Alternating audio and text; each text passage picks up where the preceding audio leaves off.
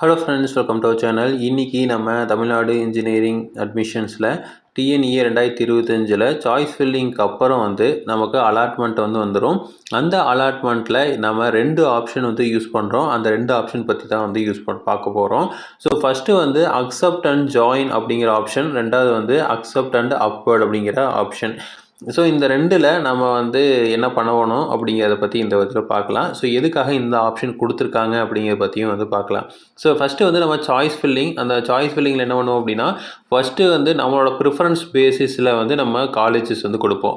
இப்போ ஒரு உதாரணத்துக்கு இந்த மாதிரி தான் கொடுத்துருப்போம். அதாவது அண்ணா யூனிவர்சிட்டியில் சிஇஜி கேம்பஸில் சிஎஸ்சி என்னோட ஃபஸ்ட்டு ப்ரிஃபரன்ஸ், செகண்டில் அண்ணா யூனிவர்சிட்டியில் சிஇஜி கேம்பஸில் இசிஇ, அடுத்து அண்ணா யூனிவர்சிட்டி எம்ஐடி கேம்பஸில் ஏஐ, அடுத்து பிஹெச்சியில் சிஎஸ்சி வேணும், இல்லை அப்படின்னா ஜிசிடியில் மெக்கானிக்கல், இல்லை சிஐடியில் இசிஇ. ஓகேங்களா? ஸோ இந்த மாதிரி நம்மளோட விருப்பம் என்னவோ அந்த விருப்பத்துக்கு ஏற்ப அந்த ரேங்கிங் படி கொடுப்போம். அப்போ 1 2 3ன்னு கொடுப்போம். இப்போ இதில் என்ன ஆகும் அப்படின்னா, கம்ப்யூட்டர் நம்ம மார்க்கு, இப்போ நம்ம மார்க் ஒரு 198 அப்படின்னு இருக்குது அப்படின்னா, நம்ம பிசி கம்யூனிட்டியில் வர்றோம் அப்படின்னு வச்சுக்கலாம். அப்போ என்ன பண்ணோம் அப்படின்னா, அந்த 198க்கு ஓசியில் சீட் இருக்குமா அப்படின்னு பார்க்கும். ஓகேங்களா? கம்ப்யூட்டர் அண்ணா யூனிவர்சிட்டியில் சிஇஜி கேம்பஸில் சிஎஸ்சிக்கு நமக்கு முன்னாடி எத்தனை பேர் இருக்காங்க, அப்போ 198ல் நமக்கு முன்னாடி இருக்கிறவங்களாம் ஓசி எடுத்துட்டாங்களா அப்படின்னு பார்க்கும். அப்போ ஓசியில் ஃபில் ஆகிருச்சு அப்படின்னா பிசியை பார்க்கும். அப்போ பிசியில் வேகன்சி இருக்கா அப்படின்னு பார்க்கும். பிசிலையும் வேகன்சி இல்லையா, சரி ஓகே, அப்போ இது நமக்கு கிடைக்காது. அடுத்த இதை பார்க்கும். இப்போ இதில் சிஇஜியில் இசிஇயும் கிடைக்கல அப்படின்னா அதுவும் வராது.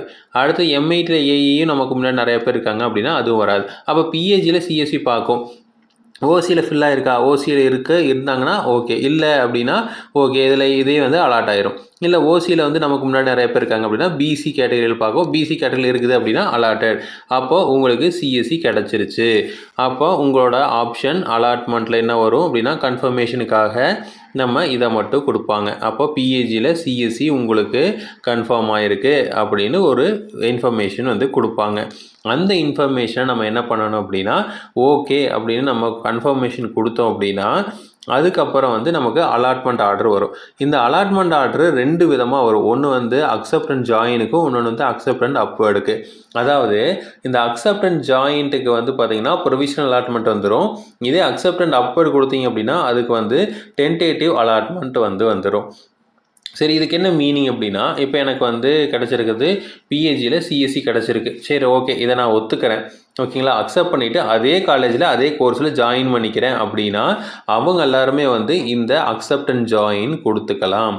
ஓகேங்களா? ஆனால் இந்த அக்செப்ட் அண்ட் அப்வர்டுங்கிறவங்க என்னது அப்படின்னா, நான் பிஹெச்சியை ஒத்துக்கிறேன், பிஹெச்சியில் சிஎஸ்சி படிக்கிறதுக்கு எனக்கு விருப்பம்தான், ஆனால் இதை நான் 4வது ப்ரிஃபரன்ஸாக தான் கொடுத்துருக்கேன்.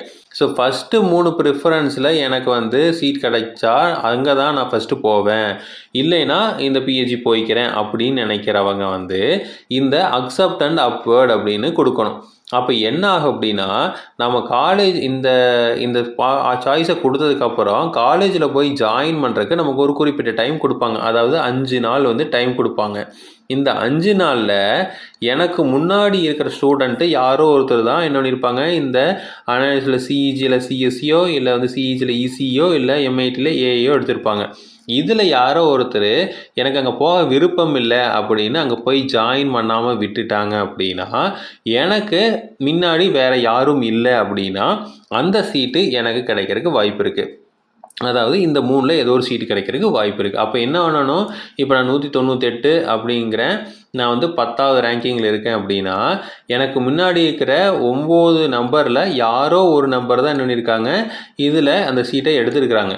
ஓகேங்களா? அப்போ இந்த 9 நம்பரில் நமக்கு இந்த சீட்டை எடுத்தவர் 7வது சீட்டாக இருக்கிறவர் எடுத்தவர் எனக்கு வேண்டாம் அப்படின்ட்டு போயிட்டாருன்னா, இப்போது இந்த 8வது நம்பர் ஒருத்தர் இருப்பாருங்களா, அடுத்து 9வது நம்பர் ஒருத்தர் இருப்பாங்களா, இந்த 2 பேர், இந்த ரேங்கிங்கில் இருக்கிற 2 பேரும் இந்த சிஇஜி இசிஇ, இந்த இசிஇ கேட்டிருக்காங்களா அப்படின்னு பார்ப்பாங்க. ஓகேவா? இது நமக்கு இந்த 10வது வெளியில் போன நம்பர் பார்த்தீங்கன்னா அண்ணா யூனிவர்சிட்டி சிஇஜியில் இசிஇ எடுத்த நம்பராக இருந்ததுன்னா, அப்போ இந்த 8வது நம்பரும் 9வது நம்பரும் என்ன இருக்கக்கூடாது, இதே இசிஇ கேட்டிருக்கக்கூடாது. அப்படி கேட்கல அப்படிங்கிற பட்சத்தில் நான் தான் 10வதாக இருக்கேன், இந்த 10வதாக இருக்கிற நபருக்கு இதை கொடுத்துருவாங்க. ஓகேங்களா? அப்போது எனக்கு வந்து என்ன ஆயிடுச்சு, நான் எதிர்பார்த்தது கோர்ஸு கிடச்சிருச்சு. ஓகேவா? அது ஃபஸ்ட்டே கிடைக்கணுங்கிற அவசியம் இல்லை. ஓகேங்களா? நான் வந்து என்ன பண்ணியிருக்கேன், இது வந்து அடுத்த ப்ரிஃபரன்ஸ்லாம் கொடுத்துருக்கேன். அப்போ முதல் எனக்கு இதுதான் வேணும். இது கிடைக்கலைன்னா நான் இதை எடுத்துக்கிறேன். இது கிடைக்கலனா இதை எடுத்துக்கிறேன். இந்த கிடைக்கலைன்னா 3வது எடுத்துக்கிறேன், 4வது எடுத்துக்கிறேன் அப்படின்னு தான் கொடுத்துருக்கேன். அப்போ எனக்கு இதுக்கு மேலே எது கிடைச்சாலும் எனக்கு சந்தோஷம் தான். ஓகேங்களா? அது ஃபஸ்ட்டே கிடைக்கணுங்கிற அவசியம் இல்லை. 2வது கிடைச்சாலும் சந்தோஷம் தான், 3வது கிடைச்சாலும் சந்தோஷம் தான். அப்போ எதுவுமே கிடைக்கல, 4வது கிடைச்சாலும் சந்தோஷம் தான் எனக்கு. அப்போ அந்த மாதிரி கொடுக்கறது தான் வந்து அக்செப்ட் அண்ட் அப்வர்ட். அப்போ இந்த காலேஜில் ஜாயின் பண்ணாமல் இந்த இசிஇ வேகன்சி இருந்தது அப்படின்னா எனக்கு அந்த இசிஇ கொடுப்பாங்க. ஆனால் இன்னும் நல்லா தெரிஞ்சுக்கணும், இந்த அக்செப்ட் அண்ட் அப்வர்ட் கொடுத்துட்டீங்க அப்படின்னா ஒன்று இந்த பிஹெச்சியில் சிஎஸ்சி கிடைக்கும், இல்லை இதுக்கு மேலே இருக்கிற காலேஜஸ் ஏதாவது கிடைக்கும். ஒருவேளை எனக்கு வந்து இந்த அக்செப்ட் அண்ட் அப்வர்டில் வந்து எனக்கு இந்த கோர்ஸ் கிடச்சிருச்சு, அதாவது அண்ணா யூனிவர்சிட்டி சிஇஜி கேம்பஸில் எனக்கு இசிஇ கிடச்சிருச்சு, நான் உடனே இல்லை எனக்கு வேண்டாம், அதை விட்டுட்டு நான் வந்து பிஹெச்சியிலே படிச்சுக்கிறேன் அப்படின்னு சொல்ல முடியாது. அதை வந்து தெளிவாக தெரிஞ்சுக்குங்க. அப்போது நான் வந்து ஒன்ஸ் வந்து எனக்கு மேலே இருக்கிற கோர்ஸ் கிடச்சிருச்சு, எனக்கு வந்து நல்லா இருக்கிற கோர்ஸ் வந்து கிடச்சிருச்சு அப்படின்னா அதுக்கப்புறம் என்னால் அதை வந்து மாற்ற முடியாது. ஓகேங்களா? அப்போது எனக்கு வந்து பிஹெச்சியில் கிடச்சிருக்கு, நான் இதை எடுத்துக்கிறேன், என்னை அதை அக்செப்ட் பண்ணிக்கிறேன் அப்படின்னு சொல்கிறவங்க இதை வந்து அக்செப்ட் அண்ட் ஜாயின் கொடுத்து டக்குன்னு போய் ஜாயின் பண்ணுற வழியை பார்க்கலாம். இல்லை எனக்கு வந்து ஒரு வேளை ஏதாவது ஜாயின் பண்ணாமல் விட்டுட்டாங்கன்னா நான் இந்த மேலே இருக்கிற 3ல் ஏதோ ஒன்று நான் எடுத்துக்கிட்டால் எனக்கு ரொம்ப சந்தோஷமாக இருக்கும்னு விருப்பப்படுறவங்க மட்டும் இதை கொடுக்கலாம். ஒருவேளை உங்களுக்கு முன்னாடி இருக்கிற நபர்கள், அதாவது ரேங்க் உள்ள நபர்கள் வந்து சேரலை அப்படிங்கிற பட்சத்தில் மட்டும் உங்களுக்கு இதில் மாற்றி வரக்கு வாய்ப்புகள் இருக்குது. இது வந்து இந்த 195க்கு மேலே இருக்கிறவங்க வந்து திரும்ப வர்றதுக்கு வாய்ப்புகள் மிக குறைவு. ஏன் அப்படின்னா இது எல்லாருமே வந்து நல்ல டயர் 1 காலேஜஸில் தான் வந்து செலக்ட் பண்ணியிருப்பாங்க. அவங்களுக்கு அந்த காலேஜ் எல்லாமே கிடச்சிருச்சு அப்படின்னா அதை விட்டுட்டு போகிறதுக்கு மனசு வராது. ஓகேங்களா? அப்போ அந்த 180 இந்த ரேஞ்சில் எடுத்தவங்களோ இல்லை 160 இந்த ரேஞ்சில் எடுத்தவங்களுக்கெல்லாம் வந்து நிறையா பேர் வந்து அந்த கவுன்சிலிங் அப்ளை பண்ணி பார்த்துருப்பாங்க, எனக்கு கிடைக்கல அப்படின்னோடனே உடனே மேனேஜ்மெண்ட் கோட்டாவில் போகிறதுக்கு நிறையா பேர் இருப்பாங்க. அந்த மாதிரி இருக்கிற ஆளுகளுக்கு வந்து இது வந்து பெஸ்ட்டாக இருக்கும்.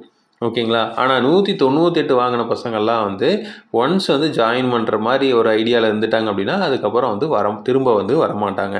ஸோ அதனால் வந்து நீங்கள் ஓரளவுக்கு வந்து நார்மல் கட் ஆஃப் வாங்கியிருக்கீங்க அப்படின்னா இந்த ஆப்ஷனை யூஸ் பண்ணலாம். ஓகேங்களா? ஸோ ஆனால் இன்னும் ஒரே ஒரு விஷயம் என்னென்னா, சாய்ஸ் ஃபில்லிங் அப்போது நம்ம ப்ராப்பராக அரேஞ்ச் பண்ணியிருக்கிறோமா அப்படிங்கிறத பார்த்துக்கணும்.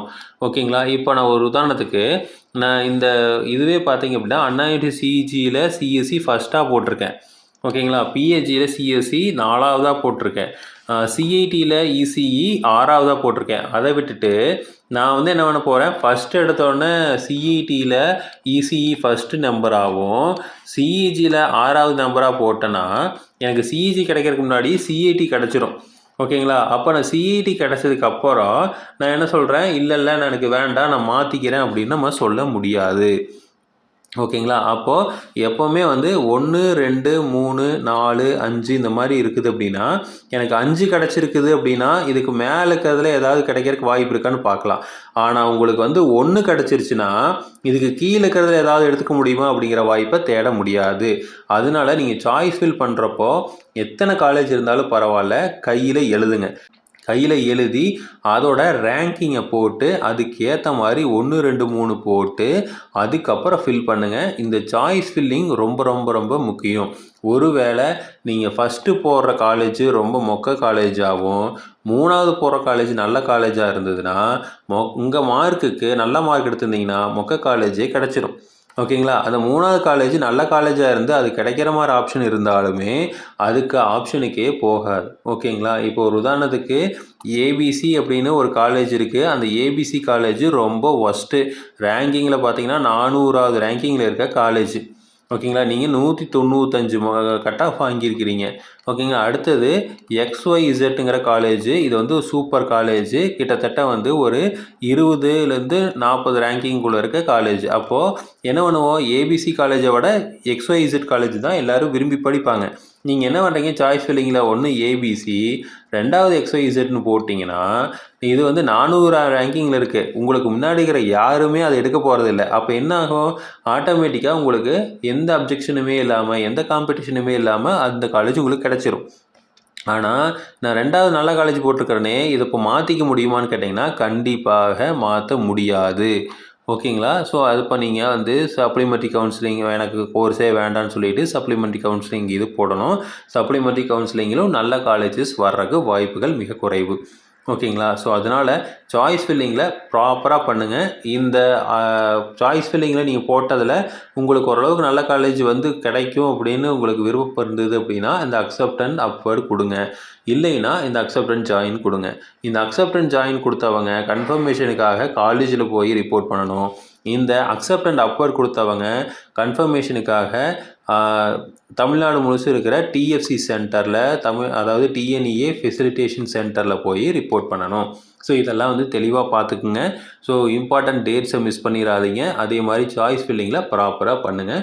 ஸோ ஏதாவது டவுட்ஸ் இருக்குது அப்படின்னா எங்கள் சேனலில் வந்து கமெண்ட் பண்ணுங்கள். கண்டிப்பாக ஆன்சர் பண்ணுறோம். ஸோ இதே மாதிரி இன்ஃபர்மேஷன் உங்களுக்கு தொடர்ந்து வேணும் அப்படின்னு எங்கள் சேனலை சப்ஸ்கிரைப் பண்ணுங்கள். தேங்க்யூ.